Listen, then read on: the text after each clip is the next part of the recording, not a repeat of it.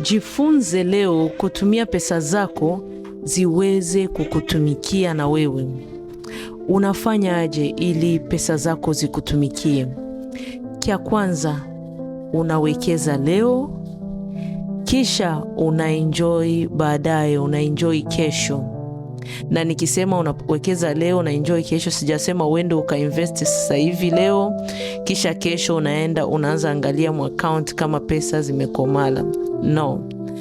Na uzungumzia long term investment, yani unaweka pesa kwa muda mrefu kisha pesa zinazala pia kwa muda mrefu, unakuja kupata matunda mazuri.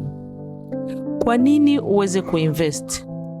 Kuinvest ama kuwekeza ni njia nzuri ya kukusaidia kuweza kujenga maisha ya utajiri, wala kuweza kutengeneza maisha ambayo itakuwa ni bora baadaye kwa ajili yako na familia yako. Itasaidia kuweza kulinda pia maisha ambayo mtaishi kesho. Sijasema ya kwamba pesa ndio zinalindaka mtu, lakini ninasema ya kwamba pesa zitakusaidia usiendelee kuwa na wasiwasi nyingi. Kisha pesa pia inakusaidia labda utaishi muda mrefu bila kutumikia wengine watu. Kama pesa ziko pale za kutosha, hautategemea kutumikia mtu mwingine miaka yako yote mpaka gisi utafikia 80 years. Unakuwa uko mkatre 20 ungaliki natumikia mtu mwingine, sio vizuri. Sasa pesa pia ni nzuri. Kwa nini? Inakufungulia opportunity nyingi.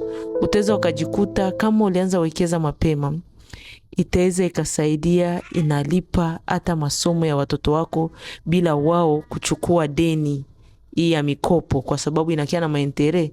Lakini wao ungeanza weka mapema, pesa zinawasaidia kuwafungulia milango ya kuweza kuwa huru, wasichukue madeni za malon. Hii malon yani inafungua opportunity nyingi kwa ajili ya familia yako.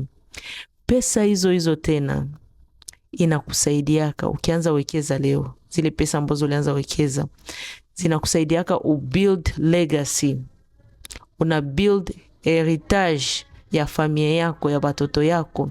Generation yako yote unakia kuta inaishi maisha yenye iko comfortable.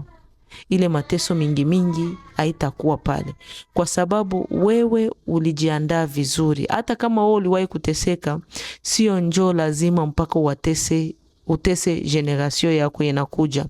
Kwa hiyo jifunze kuanza sasa hivi kuwekeza ili uweze kusaidia familia yako yote, wajukuu zako pia. Basi asante, tuonane tena kwa mafundisho mengine.